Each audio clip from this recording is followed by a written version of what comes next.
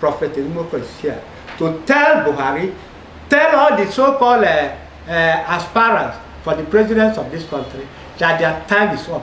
Let them go with their Nigeria. Prophet Nwoko is going with the Biafra nation, which God has ordained. I want the so-called agitators of Biafra. I went to Wazirike. I told him in 1998, there is a glory in the land. He refused to listen. I went to Nnamdi Kanu. Nnamdi Kanu was the one that brought me to Enugu and abandoned me. He rejected the message I brought and started doing it on his own.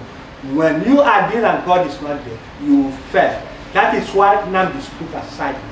But the job they could not do, Prophet Nwoko is ready to use the authority and power bestowed on me in heaven to give my people peace, joy, sort of salvation.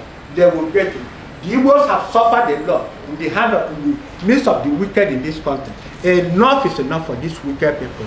My glory must shine. I don't care what the world is saying. If they are in doubt, let them assemble all their religious men. The kingdom of God has been taken by violence. We are taking it back right now and bestowing it in the light of Igbo nation.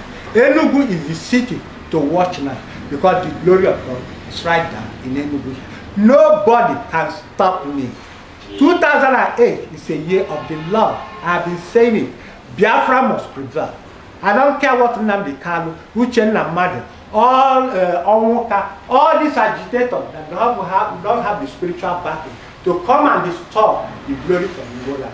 The one that owns the glory, the one that owns the power, has a mind to let my people go. Anybody in doubt, send on their prophet.